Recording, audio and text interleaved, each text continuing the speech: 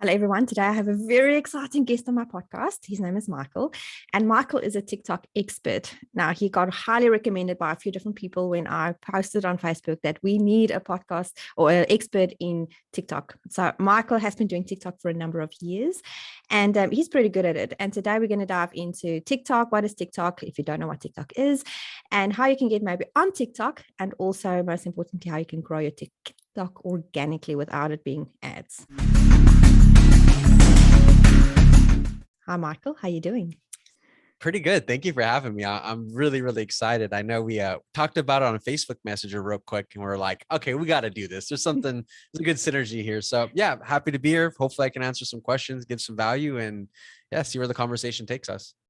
Thank you. And thank you for agreeing to doing this, because I think a lot of people, including myself, are just so clueless with TikTok. I literally joined it like probably 3 weeks ago. I have all of 5 followers, so I am like a baby. Okay. But I have noticed that I've been driving a lot of traffic to my podcast with actually just putting snippets on it. And some of the snippets that I have is literally like 2,000-3,000 views, but I only have 5 followers and I've got more likes. So there's obviously a pattern, and if I put that same video on Instagram, I don't get the same growth. So I really appreciate you coming on and talking to us about this, because I think a lot of people, would struggle with this as well. Yeah. But before we get into the TikTok stuff, tell me about you. Who is Michael, and what does Michael do on a normal day? Michael on a normal day is on his computer pretty much all day. Yeah, I've been doing marketing for about 15 years. My base experience came from doing photography and graphic design, video editing, so more in like the creative, artistic space, which I think helped me now see things maybe differently in terms of spotting patterns or storytelling elements or what's in there. But yeah, my foundation is more of the graphic, the art stuff. And then I quickly realized that I wasn't really making as much money as like the people that I would hand it off to, the marketing people.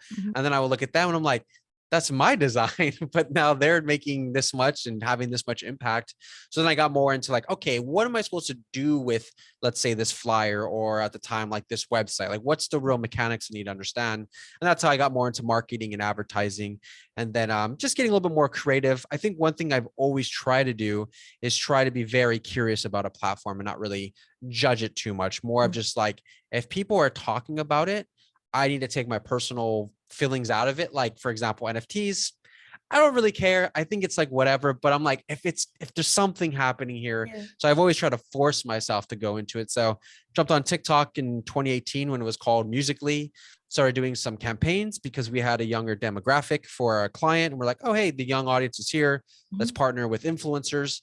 And then the rest was history. I think our net revenue from TikTok was better than the campaigns we ran for YouTube, Instagram, and Twitter combined. Wow. And that's when I was like personally like, okay. There's something going on here. At the time, it was that kid dancing kind of cringy content. It's evolved quite a lot since 2018. But yeah, just started getting on TikTok, started having fun with it, made my own profiles, started to figure it out, started taking on clients, used clients I already had to be like, hey, I think this might be something cool. And yeah, here we are. Most people know me for TikTok these days because it's the first thing I've done publicly and talked about publicly. I like to be a little bit behind the scenes. I don't really like people knowing who I am, but most people know me for TikTok. But I have quite a lot of experience on a lot of different apps and platforms. But yeah, if you Google my name, you're probably like, oh, it's the TikTok guy. But yeah, hopefully that was a quick little brief summary of me. But that's so much fun though, because you've got all this experience in all these different fields. So, you can really combine some really serious mean skills all together. So that's very cool. This what do you call this thing? NFT, what is it called? NFTs, non-fungible tokens. This is how clueless I am, but I have a friend that is killing it with it. Can you please tell us about these things? Well, today I want you to look at the original date, because I have purposely, it's one of those things I'm like, I don't have time to learn all this other stuff. So NFTs has now been put on the back burner. But this month, starting last week, it's like, okay, this is going to be a big focus. But I guess the way that I would explain NFTs from the perspective that I have, that's very limited, and I have no clue what I'm talking about technically, is it's the idea of having ownership on something digital. So yeah, most of us will see an image, which is more popular NFTs right now. Let's say it's a digital image I created and people are buying and selling it. of course you could just take a screenshot and you own it, but it's more of having the ability to have social proof that everybody agrees that that person's the owner through what they call the blockchain. It's kind of like this technology that, shows some kind of sense of like a true ownership, Yeah. which, including myself, I'm like, it's just an image. I'll just screenshot it. Who cares? But, I was listening to this podcast and I thought they had a really good idea. NFTs is starting to move in different ways from outside of the images. It's becoming more of a utility. So, maybe the NFT like Gary Vee did his unlocks the ability to go to conferences, to have one-on-one calls with him. It's like, if you have the key, which is this NFT, you get access to this thing. In the same way, if you're verified on Instagram, the check mark is nothing. It's not a real thing. It's this idea, but you unlock status, you unlock, potentially better brand deals because it's kind of like you're verified. But someone gave me an example of something that's a utility. I thought it was really good. He's like, how many times have you played a video game and you've unlocked something like a character or whatever? But when you're done with that game, it kind of just sits there and collects digital dust. But he's like, what if you could trade it to somebody else or sell that to someone else who is interested, and they can get that, like, skin or that outfit or that whatever it might be. That's like the marketplace of the transaction. Or if you could upgrade it to something. And I was like, okay, this kind of makes sense now. So yeah, that's like, I guess, a brief way I would explain it. There's so many better videos and demonstration examples. I would highly suggest checking it out. Again, I think it's like whatever, but everybody that I look up to and everybody that's usually really good at early adoptions, they're all in on it. And I'm like, all right, I guess I got to learn. Probably the same way that people here are listening, like, okay, TikTok, I guess I got to figure this out because Instagram's doing it, Facebook's doing it, YouTube's doing it. So, short form video, I got to figure it out. Because TikTok is really like, if you look at Reels, Instagram Reels and YouTube Shorts, and that's really just copying or modeling the TikTok thing, because that's really what it is. Yeah. It's yeah. just a And trend. it's even extending further too to Pinterest. Pinterest has their idea pins, which is the Oh, same thing. Facebook released Reels. oh LinkedIn yeah. had it. I think they pulled it back.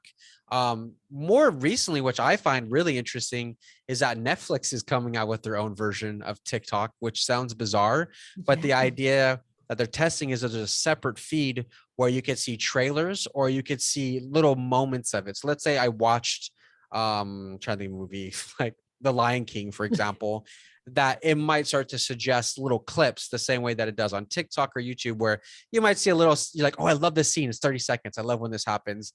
Now Netflix is doing that with their own stuff. So it seems like short form content that's really just jam packed, like real quick little information bite. I call it a dopamine hit, where it's like this little thing where you're like, ooh, I kind of like how that made me feel, or the emotion I felt. It just seems to be rolling out on all social platforms. It's not going away. Yeah. Everybody's ramping up for it. So if you figure out TikTok, you more or less can figure out all the other ones because they're all copying TikTok. So you figure out the real one, the rest just kind of follow suit. So how do you get that 30 seconds of, almost like 30 seconds of fame? Like, how do you pack so much dopamine into that 30 seconds though? There must be some psychology behind that. Yeah, I mean, I think one of the most obvious things, and this is one thing I think most people kind of overlook, is really understanding who your audience is and what the problem is they're facing, or what can make them get an emotion. I know that's like, people probably hearing this like, yeah, duh, I know that. But if you can, I would highly suggest going on TikTok, downloading it if you already have it, open it up, go through the For You page, and don't watch it from the perspective of, is this entertaining to me? But think of to yourself, like, what is entertaining about this to the audience that is supposed to be seeing it? So I see cat videos. I see these stupid prank videos that are not funny to me, but I'll have to look at it very objectively and like, okay, the audience is for 10-year-olds or 15-year-olds. I think it's stupid as a 30-year-old man, but like, a 15-year-old might like this because, okay, there's bright colors, there's little kittens being played with, there's like whatever it might be. I would highly encourage looking through it and dissecting more of like, what's in this? What's the story? What's the elements? And you very quickly, if you can kind of start to train your brain to do this, you start to pick up on patterns that you don't necessarily think are important, but once you've kind of trained the habit of your mind, you'll be able to start to dissect content very quickly. So if there was like, if I could share my screen right now or be in front of people, I can more or less look at any video within 5 seconds, pause it and be like, what was here? Oh, they talked to a problem and then they quickly gave an example or result. And now they're giving me a demonstration. And the reason, well, while they're giving me a demonstration, they're talking about a desired result that I want. So that might manifest in the sense of like, oh my God, I'm getting divorced and this is so expensive. Let me just show you what I have to pay for. Look at this right here. Like this is 5 years. Like I'm saying a scenario. I don't know. I'm just making this off the top of my head. It might visually look funny. It's like, oh my God, this woman's so funny. She's just talking about, but when you really break it down, you can quickly discern like, oh, this is just very basic storytelling. Like it's not really that crazy. I think the problem is that people naturally and normally on TikTok, they tell it in a long story, but it needs to be quick. Like you don't need to show 3 examples. Give me one. You don't need to ramble on. Just give me one single sentence talking to a problem and a desire. So it might be like, don't you hate it when your kids just have peanut butter and it gets all over the floor? This is what I use. It helps every time. Like that's such a simple thing, but I gave a problem. I presented desire. I gave a call to action of this is what I did. I gave anticipation. It's just a single sentence, but those little things I think people need to focus on a little bit more. That seems to be the framework. That seems to be the thing that most things have in common. Now, obviously different niches have different story types or the way they do it. So if you're a mom, you might talk in a certain way, dress in a certain way, versus if you're like some guy into cars, like that might be a totally different way. But the underlying premise of storytelling and the framework there, it's always there. It's always present. It's just, I don't know, you got to kind of look at it slightly different, more from that objective analytical standpoint versus like, I don't get the joke. Doesn't matter. Like it's not for you. Why did they get the joke? What made them laugh? And, you know, looking at all the time I look at content, I'm like, this is so stupid, but, oh, I guess it's funny to her because you know what I mean? Like, I guess she has a dog and this happened to her too, or whatever. So people have this perception that TikTok is just all about dance videos and things like that. And hey, I was right on that bandwagon about 6 months ago. And I was like, crikey, what is this big fuss about this bloody platform? I couldn't get it.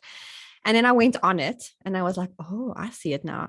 And there's people that I've been following for a long, long time, other marketers, and they all, or most of them are all on TikTok.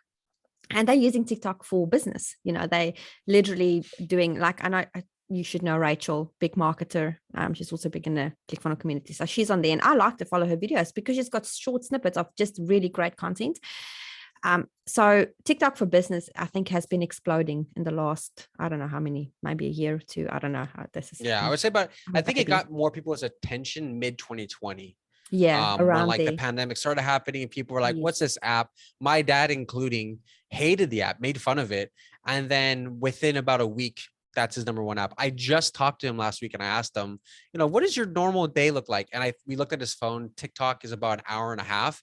And then everything else, like Instagram, is like 10 minutes, 20 minutes or whatever. It's just because it's so good at showing, presenting content. So yeah, around 2020, I think the marketers started to realize how addicted they were. Not addicted sounds bad, but like how hooked it was, where it's like, damn, this is really good. And then I think their marketing wheels started to churn where it's and like, well, if turn it to so they can become addicted to, you know, people become addicted to their content. I've noticed that because there's so many and they're not just marketers, like other people that I'm following, which is not the dance videos, that I was like, oh wow, this is really good. And the same as you, I follow those patterns and look to see what they do, what they say to actually make you want to, you know, watch them. Do you have tips for businesses, Michael, on TikTok? Tips for businesses. I'm trying to think of like what's like the most distilled basic thing that people, I guess I'll say this thing. I haven't really talked about it publicly very much. It's something I want to create like a little free mini lesson on or training, but all this other stuff is great. If you could do a trend, amazing. If you could have all this other stuff, it's cool. It's great. But I think a lot of people lose sight, especially business owners, on the little things they can improve on ahead of time without even being like the technical stuff. So I guess like a basic example of this, like if you're going to go on a date with someone, if you have a really good personality and you're funny and you're bubbly and you're positive, you're good to go. Like you can come looking schlumpy, you can have your hair. It doesn't matter. Most people, you know, they just enjoy you for you.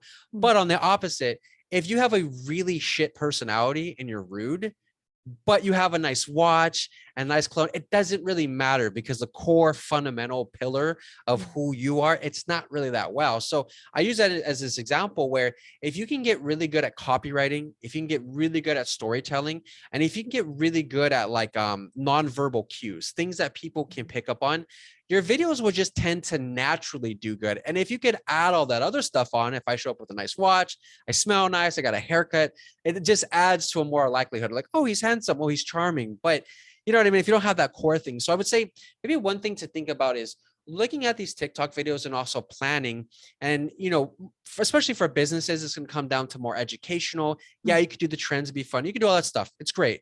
But if you're going to do more of the direct content, I would say one, look at your body language. Like really, for anybody who's watching the video right now, if I'm like this and I'm like, I'm so excited to tell you about something. This literally changed my life. It doesn't sync up. And I notice a lot of business owners, they're frozen, they're so rigid. But if I was like, I'll kind of move my mic so I don't punch it. If I'm like, oh my God, guys, I'm so excited. Like all of a sudden, you know, we've evolved and we've grown up to see visual cues. I think there was a study where they showed a mom staring at her baby, stone face, doesn't make any facial expressions. That baby freaks out and starts crying, and it starts like, because we're just evolved to look at the face to see the body. And the moment the mom smiles, the baby laughs and it goes back to normal. So, you know, as a young age, we're trained to see this body language and visual cues. So I think it's a very easy, simple, low-hanging fruit. Don't need to figure out any crazy TikTok stuff. If you can, one, figure out your body language, make sure it syncs up, use your hands. If you're going to use something like, here's something, watch the video. If you guys can watch the video, I'm pointing my fingers. Here's one thing you got to do right now to just explode. Like these hand gestures, these big grandiose ones, it just pulls you in. Maybe also the second thing I would say is tonality, where I'm like, if I said, oh my God, guys, this is the most impressive thing. It's like, dude, you sound so bored. But if I'm like, guys, you might want to turn the volume down. I'm going to talk a little louder on the mic. Like, oh my God, guys, this is crazy. Like that just makes you feel excited. You feel more eager. Or on the opposite, if I'm like, okay, guys, I got a secret for you, but don't tell anybody. Like that lower tone pulls you in the natural way that you would normally do that. So I would say body language, tonality, and then I'll also say storytelling and more of that like psychology behind it. What's the examples you're using? What are the things you're saying? Like these things are really important. So if I'm like, let's say you're a business and you're targeting a young demographic, teens, I'm not going to say, you know, here's a really cool thing about Tina Turner. It's like, Tina Turner, I think that's my mom's music she used to listen to. You should probably do something that's more applicable to that audience. So it's like, here's something really good to know about Lil Baby. I don't know. I'm just, that's the first one that popped in my head. That's like a young person's rapper music, you know? So if you are going to think of things psychologically to say, make sure it's something that's relatable to that targeted demographic. What do they look like? What are they buying? Who are they watching? What are they consuming? It's a very easy way to relate. If you can combine these three elements, I know this sounds so basic and it sounds so simplified, but really, again, look at TikTok, look at your favorite TikTok people and pay attention to their body language, pay attention to their tones, and pay attention to the psychology of what they're saying. If you could do that, all other stuff, it's fluff. It's all icing on the cake. It does help. It does increase. You do want to pay attention to that, but it doesn't matter if I'm doing all the cool trips and hacks and hashtag strategy. I'm just like, oh my God, guys, this is the most exciting news I've ever heard. No one's inspired. No one's excited. So I think that would be some of the most basic stuff I would say from a fundamental thing. Maybe just like as a quick little 30-second, you know, crash course. I would say one, go on TikTok. Go search up whatever the field is. One thing you can do, and I would suggest doing, is when you search it up on the TikTok app, on the very top right corner, you get these little 3-line rulers where you can adjust the settings. Click that, it'll drop down, and then you can choose based off time frames now. So you can be like, I want to see content with this keyword that has it in it for the last 7 days, the last 30 days, last 90 days. And I would say just consume that content. Look at what they're doing. I'm not saying rip them off and copy them, but look at what's working for Joy, where it's like, oh, we're the same niche. She's talking about mom stuff. Okay, I'm a mom. Maybe I can get some ideas from there. Simple thing you could do, just do that. I would say go into other people, your competitors' comments and read their comments, see what people are talking about. Because a lot of times people will do something about, let's say, for example, I make a video about substance abuse, let's just say, Yeah. about, something that's really emotional, you might think it's like, oh, they want to hear about substance abuse. But if you look at the comments, it's like, oh, I have a family member that's dealing with that. I don't know what to do for them. It wasn't the actual real true essence was that personal thing. And you can see people have 500 replies to that answer or whatever. That could be a cue to you to be like, how to deal with substance abuse if your family member is a part of it. That's just going to work a little bit better. So you can start to get these better ideas and really understand more of the psychographic information of what's really, really happening there. And I think the last thing I would say is don't overboard yourself. Don't try to do the most. Don't try to do 20 videos a day. Like, take it with ease. I feel like a lot of people feel this pressure and they pump out content. They're doing all this stuff. They get burnt out. Something happens, they love it. Something doesn't happen, they hate it. Such an emotional roller coaster. I would say, if you're going to do a video for that day, set a time boundary, have healthy constraints. I'm going to spend 30 minutes doing a video today. That's it. And be okay if you didn't finish it. Save it as a draft. I'll come back to it later. I think too often, most of the business owners that quit, they're just like, I'm overwhelmed. And I'm like, I get it, but like, you just gotta get some consistency there and something that's like reliable. So yeah, hopefully that answers the question to some extent. Yeah, no, It wasn't like, talking too long. No, that's good. I like your answers, Michael, because it's like it's right on the money. And also something that I've out of experience is, and I mean, obviously, if you're going to talk about this as well, if you want to, is like when people comment, you can use those comments to turn it into content. Yeah, exactly. And then on some people's profiles, including yourself, they can have the option where other people can reply to your comments.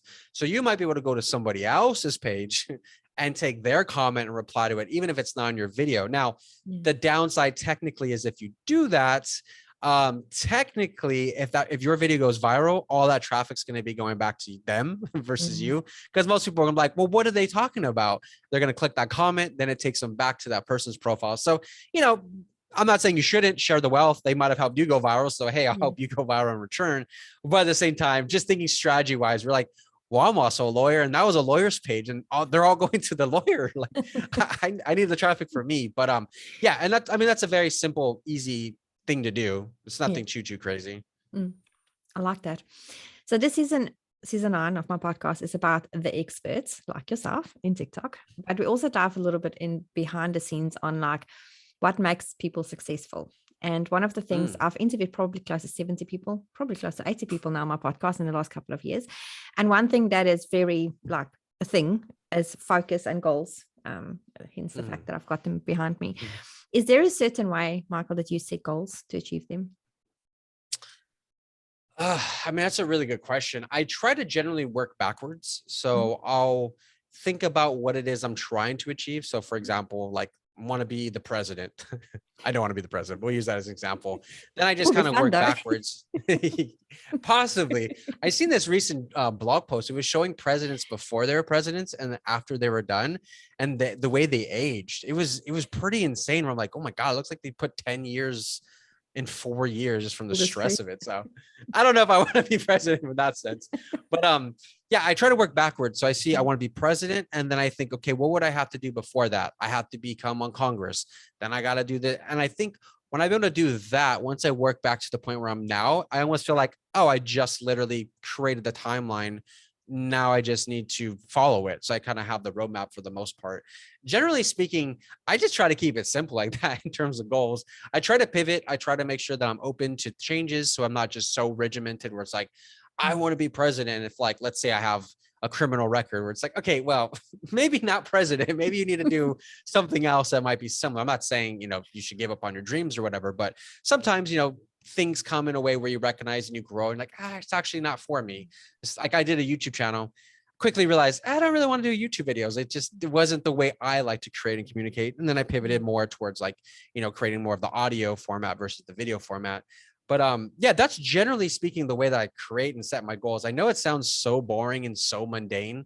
I do try to track it as best as I can. I should be diligent about it every day, but I use a system that I built. So it kind of spits out charts and visual cues and lets me know automatically of like what I should do more of or where I'm falling or slipping off of.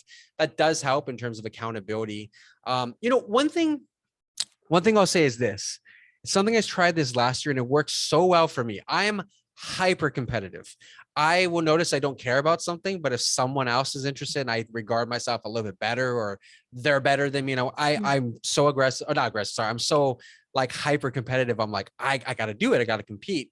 What I found that worked really good for me is having a peer, someone that I can work aside with that might not be my direct competition, but let's say we're both doing a podcast and you're also doing one and we're on the same spaces or anything, but you're like, oh, I got this much. I found that by having a peer and seeing what they're doing, bouncing ideas off of one another while we're going through it at the same time, or they might be a little bit ahead of me, I have found has been super tremendous in terms of me being motivated and sticking to it. Because it's like, if I slack for a week and then you're like, oh my God, I got on this show because of I'm like, oh man, I didn't do a podcast. I got to do one. So it's like friendly competition, but I found that having a peer, for me at least, and when I told other people and they tried it out, has been tremendous in terms of like goal setting and actually achieving it.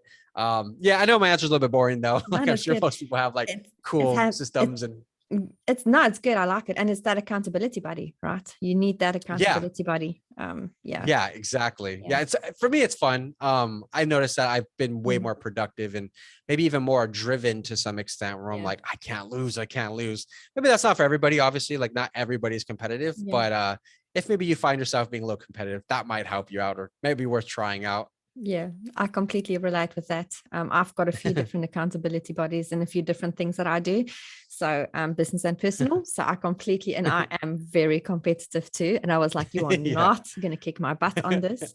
So yes, I completely, I went through a challenge, a step challenge, and I did it with a friend and she was about to beat me. And I was on my treadmill at 11 o'clock at night, that competitive to say, there's no way you're going to beat me with this. I am going to win the day. So I went to this one gym. I was so annoyed by it, but I told the owner, I was like, dude, that's so brilliant. What you do is you go to the gym and you wear with these heartbeat sensors. It's all, you could do it if you want to, you don't have to, but you put the heartbeat sensor on your chest.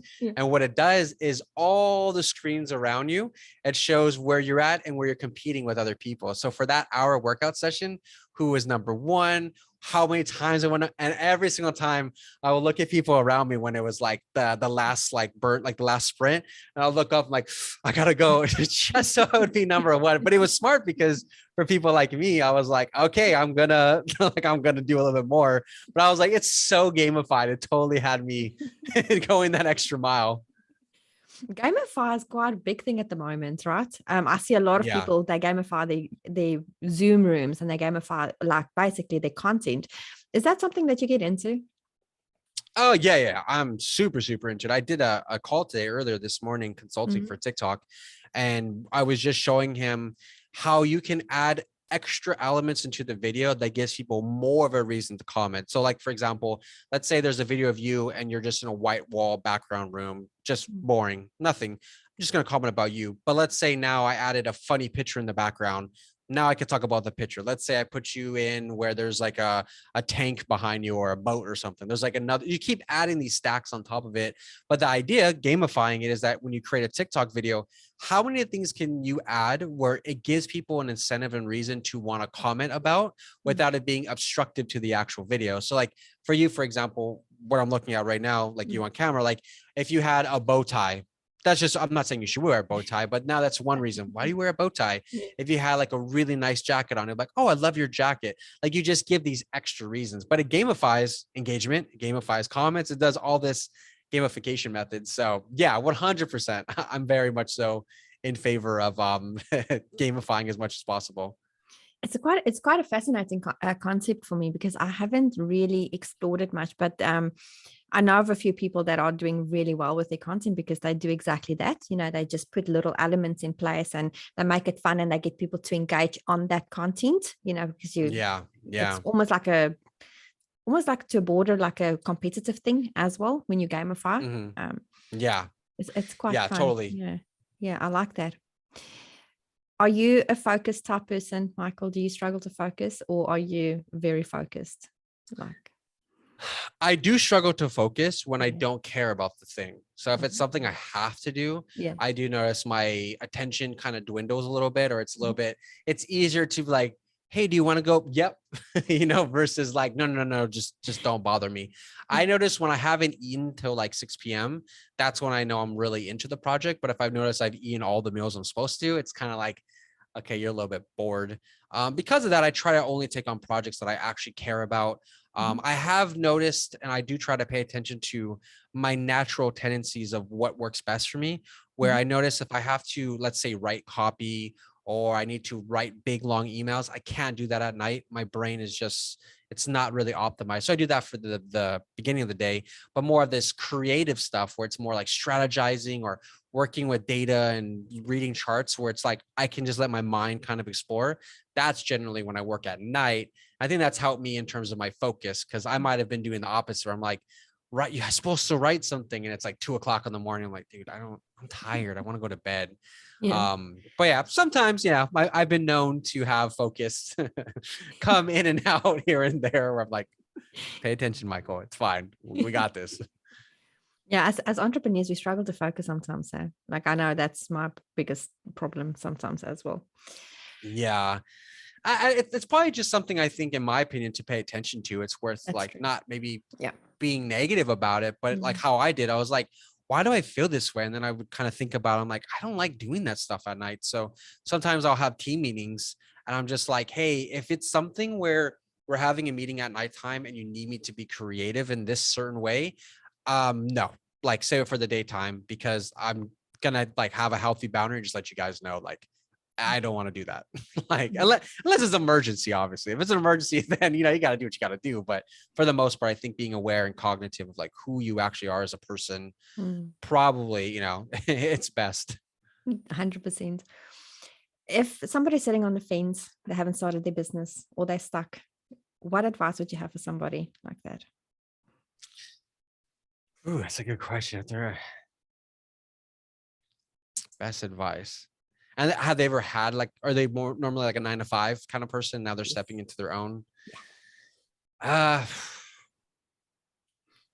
So let me give you some background. So this podcast is really for people that want to start, grow an online business.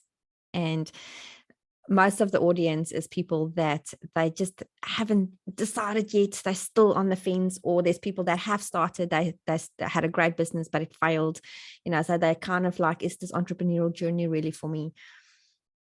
Yeah. Okay. Yeah. I'm trying to Google this quote real quick. It's something I think would be really good. If you're not embarrassed when you ship your first version, you waited too long. And there's another version of it. If you've launched your product and it was perfect, you took too long to launch. I think it's this idea that I think most people wait and they hold off till they got the perfect this, the right this, it's perfect. It doesn't happen. Like, it never happens. I did this 1 week challenge for TikTok last year when all the stuff shut down in America. Like, literally everybody was told to stay home. I felt bad because everybody was then going on TikTok and then they're like, oh, I can make money from here, but they didn't have money to invest. People didn't even have jobs. So I did this 1 week challenge. It was $20, 5 days. I got 5 of the top TikTok people to do with me. Each day we did a certain thing. So I talked about content strategy, the next person this, next person that. Really, really good. $20. I had no clue what the hell I was doing. I had never done a challenge before. It was something that I conceived of and launched within a 24-hour period. And there was so many bumps. I had no clue what I was doing. I winged everything, and it was my most successful out of, I think it was $20. So it's pretty cheap. You know what I mean? It's like, that probably helps. But I did it just in my Facebook group. And I think we had 600 people sign up, and I think 580 attended. And from one day to day 5, I think on the final day, we had like 400 and something that went through the entire process. I got, I think, 200 video testimonials about that. Wow. And it was my most winged thing. So my example and why I'm saying this is that sometimes you just have to do it. Like, you got to do it sloppy. You have to do it messy, and you just got to figure it out. And if you're waiting for that exact moment, it is never going to come, ever, ever, ever. Nobody has ever been like, it was perfect. Maybe some things are lined up pretty well, but yeah, if you're holding back because you're just waiting for that thing, don't. You got to learn as you go, grow as you grow, I guess. And just do it. Just start it. It's just, time is precious. You don't want to be one of those people who are like, oh, if I would have done that 6 months ago, I would have been here. just do it. Promise you it's worth it. I like that advice. Alex Sharfin has a good quote that I really love, and he says that if your business is perfect, and then if what then your business is broken. If you think it's perfect, then your business is broken, because or I think I screwed that quote up now. I'm trying to think of how I put it. No, I get it though. Yeah. Yeah. Michael, this has been awesome. Is there anything else that you can add to the audience that I might have missed asked you? In regards to TikTok or just general? Oh, general TikTok, wherever you want to let your mind go. It's fine. I would say the things that I'm most focused on in 2020 for social media and business as a whole, because I know these are the most important things that are going to happen for the future of social, aside from the obvious of technology. Getting really good at copywriting and getting really good at storytelling. I think if you can get good at copywriting, you know what to put in your videos, how to say it, how to write a script. I think most people copywriting, they think of just ads or things on a website, but technically copywriting is even what to say, how to say it, why you should structure the thing. So, for example, if I'm like, I was doing this in my business and I didn't really understand. Here's 3 things you got to know. Just simple swap of here's 3 things you need to know if you're a lawyer so you don't get sued. Like it's the same thing I just said, but it's short, it's condensed, it's sweet. The first 3 sentences are talking to a problem. I'm identifying an audience. That is something that you would do when you write copy, but I think it's very, very important for when you speak it. And then storytelling on social media, especially TikTok, is I'm starting to think is the most important thing for short form and TikTok videos. It doesn't matter what you say, it's how you say it and how it relates to the audience. That's what really truly matters, especially as TikTok gets more popular. More people are going to get on, more people are going to be talking about themselves. But if you're that one person who's like, instead of here's this thing that I use on my product, it's more of like, hey, if you're struggling with this, I was too. I tried everything. You should try this out. Like that feels more about them. And then, hey, by the way, this just happens to be my product. Definitely those 2 things are the ones I'm most focused on. I think everybody listening, if you're trying to get better at TikTok, definitely do that. And then if you want, I have a bunch of courses and stuff. It's for free. I'm not going to sell you on anything. You can just DM me or I'll put the link or send you a link and you can just go consume it. There's no upsells. It's literally just, here you go learn. Hopefully you take value away from it. If you want to get more nitty gritty into like, real structured things of this is exactly what I'm talking about. But yeah, hopefully that's helpful. So what offer do you have currently for the audience, Michael? And where can they reach you to get this offer? I kind of don't have many offers right now. I'm switching up a whole new game plan for 2022. Yeah. I think maybe the only offer that we do have is that we do work with businesses or business owners where we help write and craft and create all of your strategy, write out your scripts. We do all your caption writing, everything. So you just basically pop up, show up, read your little paper for the day, and then you just create the video. We provide examples. We do the one-on-one calls and everything like that. If you want to check that out, if it's something that might be of interest, you can go to hitthefyp.com, literally hitfyp.com. Yeah, that's pretty much it. I'm switching some things up. So I'm trying to give out everything I can for free and doing stuff on the back end of things. So yeah, that's probably the best, easiest one. Thanks, Michael. So you guys can definitely reach out to him and maybe take Michael up on the offer on the free courses, because content is king, definitely. And that's something that Stephen Larsen would always say, content is king. And it is, because if you're really good in content, it's such a great way to just drive organic traffic to all of your things without actually having to pay for it. That's awesome. Michael, this has been fantastic. I appreciate your time. Thank you so much. Thank you. I really appreciate it. It was fun. I enjoy this. If anybody has any questions, follow-ups, like feel free. You can DM me on Instagram. I try my best to reply as fast as I can because I don't know, it's always fun questions to answer. So yeah, if you want to go further, let me know. Awesome. Thank you.